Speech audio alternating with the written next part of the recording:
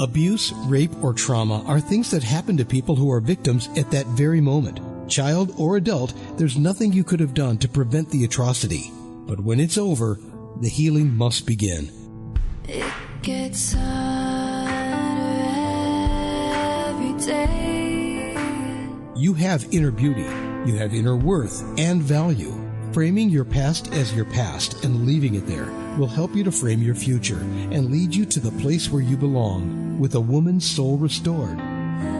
Here's LaTanya Hendry. Hello, and welcome to A Woman's Soul Restored. This month of October brings us a lot of awarenesses to different things that we celebrate here in the United States. October is a big month, especially for Halloween, for the kids and families that get together to celebrate this holiday with their children as they go trick-or-treating from house to house.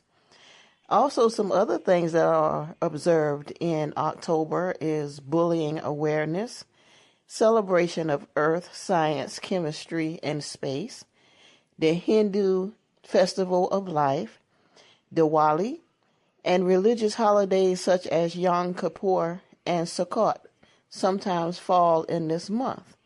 Also, ADHD Awareness Month, American Pharmacist Month, Breast Cancer Awareness Month, and about 15 other observances occur in this month.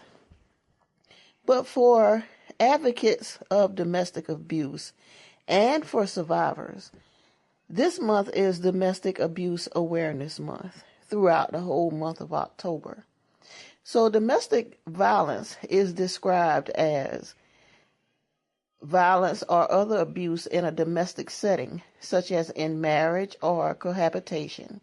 Domestic violence is often used as a synonym for intimate partner violence, which is committed by a spouse or partner in an intimate setting, relationship, against the other spouse or partner, and can take place in heterosexual or same-sex relationships, or between former spouses or partners.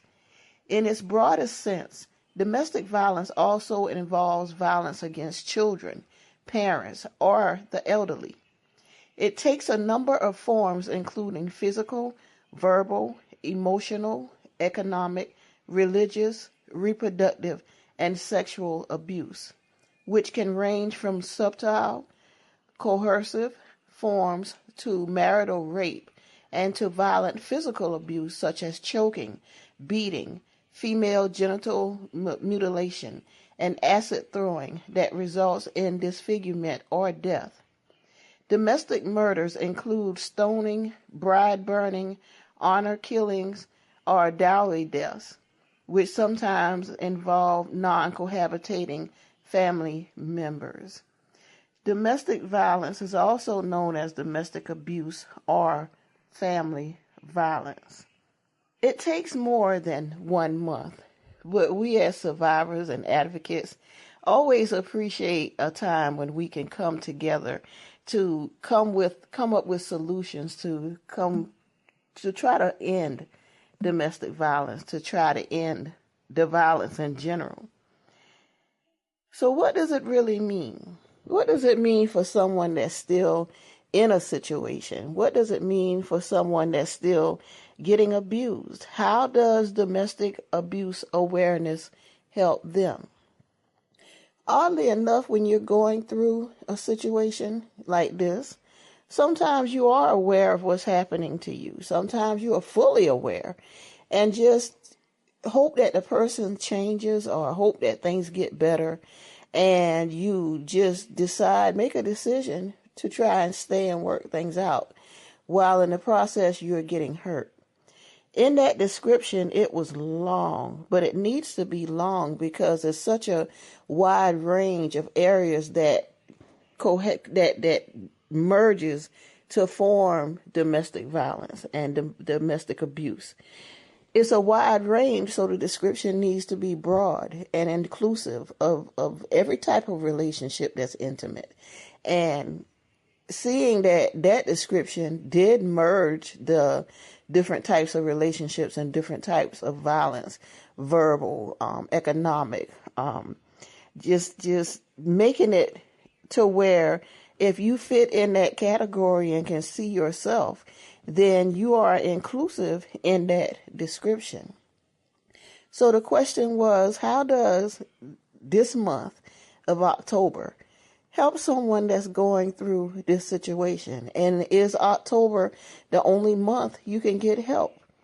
No, actually it's not. You can get help at any time you make a decision to leave, at any time you make a decision to remove yourself from that situation. Just keep in mind to do it in a safe manner. If you know that your spouse can get, or your partner can get violent, and probably try to force you in violence to stay with them, you might need to try to find a method that's safe to leave when they're not at home, leave when they're off at work, or if they have a regular activity that they do throughout the week, that's a routine. Leave during that time, but try to avoid anything that's going to put you in a situation that's going to cause harm, bodily harm to you, or if you have children, bodily harm to your children. This month is very important because as advocates, throughout the year, we're doing things to try to help women, to get them out of the situation that they're in, to help survivors become strong. Because once you leave, that's just the beginning. Your battle becomes within. Did you make the right decision? Are you doing the right thing? Do they miss you? Can they make it without you? The answer to that is, if you leave an abusive situation, yes, you are doing the right thing. They probably miss the punching bag. They probably miss the person that they're verbally cursing out. But you can't afford to stay and risk your life. And ultimately, that's what you're risking if you stay in that relationship. But in October, it's a way for us to merge as advocates, for us to come together and put on events and bring awareness in such a force that, it brings awareness because of the amount of time and energy that we put in to make sure that the message gets across, because we know that this month is important. Every month is important, but this month especially because it was set aside for us to do what it says, that we bring awareness to domestic violence, especially during this time of COVID-19, where a lot of people, a lot of women are, and I'm using women in this scenario because the majority is women that go through domestic violence, domestic abuse. So if I'm saying a woman, we know that men go through domestic violence. We heard children and the elderly, but in this reference, I'm using women throughout this podcast. And I'm saying women because we're vulnerable. And most of the times we're in a position, especially during this time, to where we're stuck at home, especially if we have children that doing virtual learning from home. It becomes essential that as an abused person, we become aware of what our surroundings are and what's going on with us. And for us as advocates, it's very important that we reach those people that may not be coherent to know during this time that they're more vulnerable than they would any other time, because they're shut off, because they're secluded from maybe family coming over to visit, or them going out just to get out the house more frequently then, opposed to now where they can't. They're more selective because of COVID-19. They have to stay in more. And the numbers, I believe, has risen of reported instances. We can't even speak about the instances that's not reported, because it is a shame that comes along with domestic violence, and it's designed that way to make you feel ashamed so that you won't come out and say anything. But I'm telling you today, you have nothing to be ashamed of. if it's a marriage, I would rather you walk away from that marriage with your life than death do you part in a violent way. And that might be a little rough with it, but it's the truth. You know, a lot of women lose their lives to domestic violence. My mother was one of them that lost her life to my father from a domestic violence, an ongoing domestic violence situation. So I lost my mother at the age of 3. And I'm sitting in my living room now doing this podcast, and I have her picture displayed. I only have one picture of her. And I see my features, and I see my daughter features actually more prominent from my mother than my own features, because I look a lot like my father and his people. But it helped, it spurred me on to be an advocate for domestic violence, but also what I went through in my own life with the partners that I made a decision to choose, ended up in situations that was not healthy for me. And I'm mentioning that to mention this book, A Window Without a View. And I named it A Window Without a View because sometimes we can be so intent in our lives until we can't see what's happening around us. We're not aware of the danger that we're in. So yeah, we have a full view of our life, but we don't actually have the proper view, or our view is distorted. So A Window Without a View is 2 parts of this book. It's actually 185, 86, 87 pages, something like that. But it goes from memories of me trying to remember what happened to me as a child from sexual molestation, and what I went through in my first marriage from domestic violence. So I'm going to read 2 passages from this book. One is going to be brief, and the other one is going to be kind of lengthy. So I'm going to start with the first one on page 50. And the book is called A Window Without a View. And it's just showing that you could be in a situation and not be aware of the intensity of what you're actually in, because it's hard we can see in other people's lives and give them advice, but it's hard for us to see in our own lives and what we're going through until we're out of it and we have memories to think about what we got out of before losing our life, or what God brought us out of. So for the first excerpt from page 50, and to set this up, her ex-husband realizes that he's about to lose his wife, so he's coming up with a way to try to woo her back into his arms, because at this point she's already seeing someone else, and they are sleeping. Basically, he's in the room and she's on the couch. So I'm going to pick it up from him trying to get a way to woo his wife back to him. And it begins with, he walked into the house with a dozen roses, a bottle of champagne, chocolates, and a card. Tammy was in the kitchen cooking. He walked right up behind her and kissed her on the back of the neck. He knew that was a weak spot for her. Always was. She turned around with a dumbfounded look on her face, because they had not had any kind of physical contact in months. He put his arms around her shoulders and told her she could finish up dinner for the kids, but he had made plans for them to go out and they could drop the kids off to Gina after they ate, and she got ready. Tammy was looking for a way to talk to Drayton about something important as well, so she figured why not. And even if he was going to take her off somewhere and try to kill her, she would be ready for him. If he was plotting to take her out, then they would be taken out together. So that is one aspect of domestic violence, is when I guess the husband kind of flips the strip on you or your spouse, and they become nice. And you don't know whether that niceness is them actually trying to change, or is that niceness them trying to get you off to do something to you.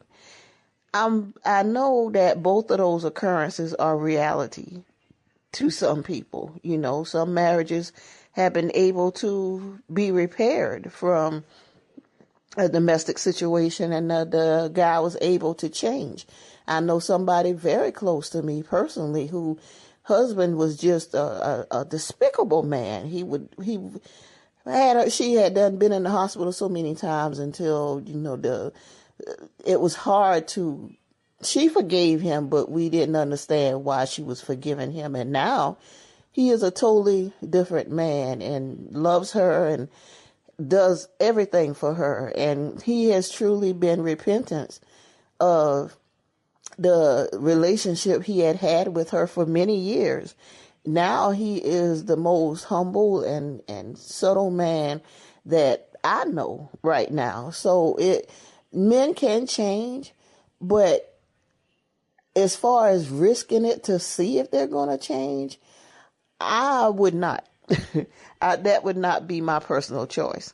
But during that time when he was trying to, I guess, get back together with me, even though the marriage was basically over, we were just living in the same house. But at that time when he just came at me like that with, we going out, I didn't know how to take it. So I did have something I wanted to discuss with him, and I'm going to read that section of it now. But in that moment, I didn't know whether he just wanted to take me out somewhere or wanted to really take me out somewhere, and he was the only one that come back. So it was an experience during that time to just realize that my life could have ended that night, and he could have went back home, and I did not. So the second part of this is they did go to dinner, and she mentioned that she wanted a divorce, and things did not go well. So I'm going to pick it up as she dozed off on the couch and she had a dream. And she woke up to him basically on her, fighting her. So I'm going to start with, she was in the fight of her life. She was in a deep sleep, and the next thing she knew, she was getting kicked. Drayton pulled her off the couch and was hitting her like she was an animal. She managed to get untangled from the covers and tried to fight back, but she was already hurt. She felt sharp pains on her left side and she could barely stand up, but he continued to kick and box her. She pulled herself up and managed to get back up on the couch.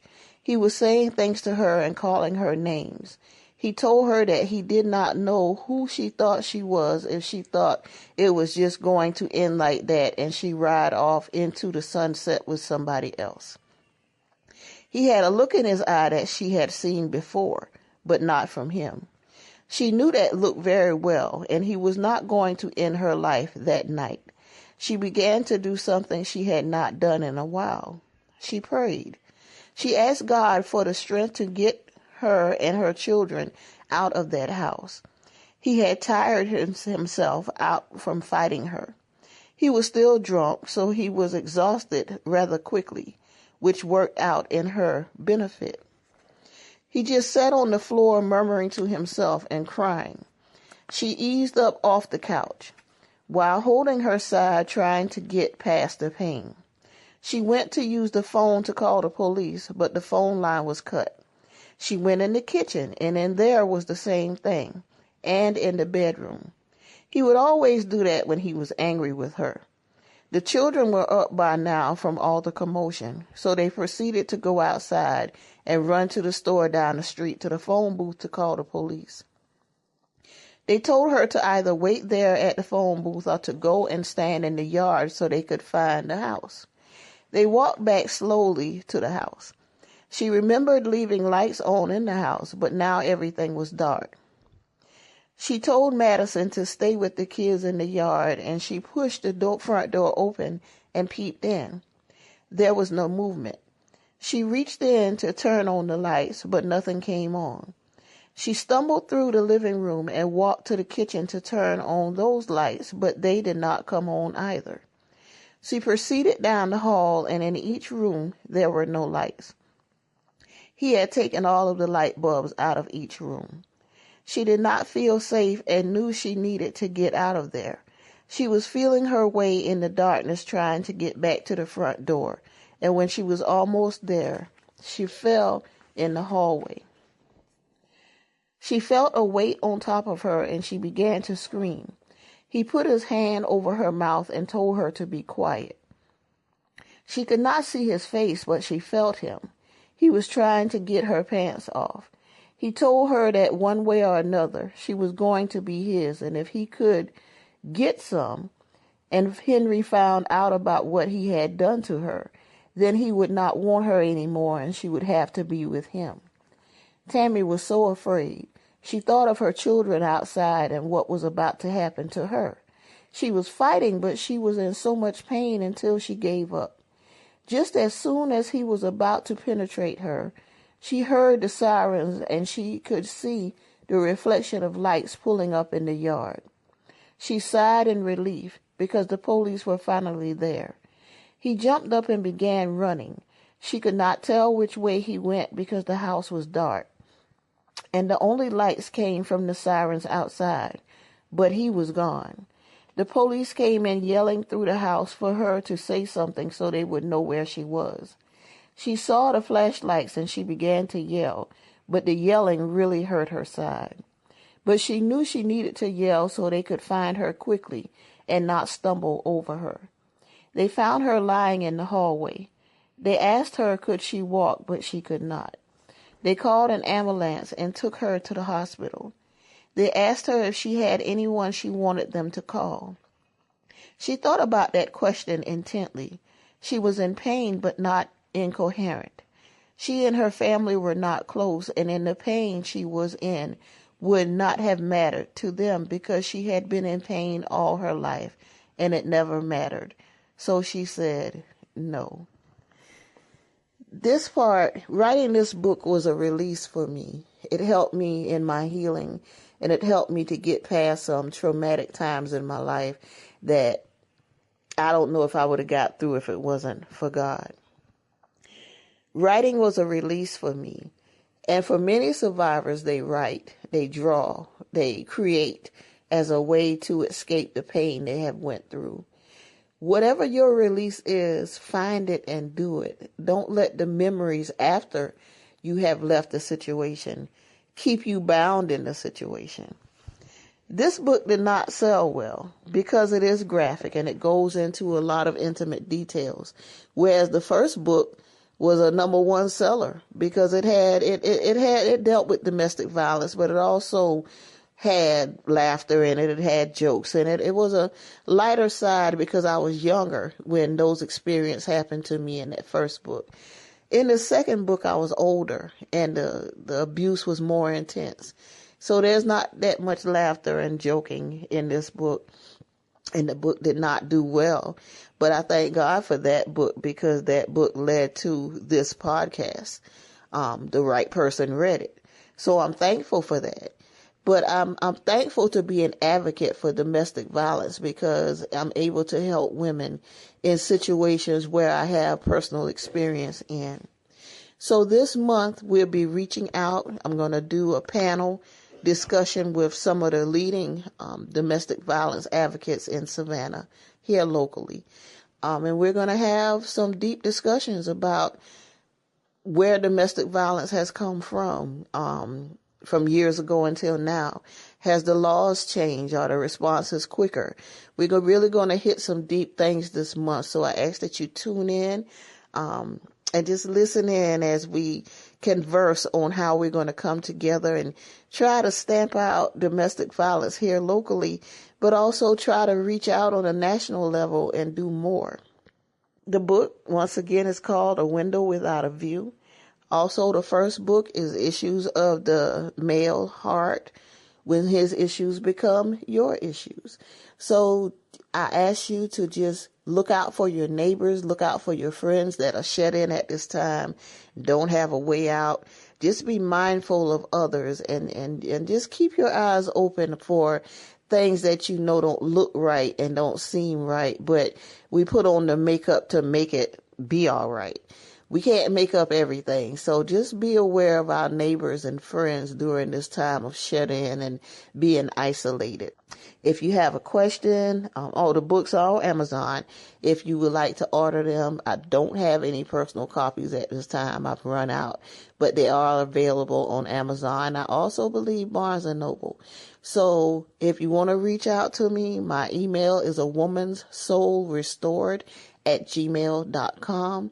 The website is www.livelifenow.lovelifenow.net. And also on Facebook, my page is A Woman's Soul Restored.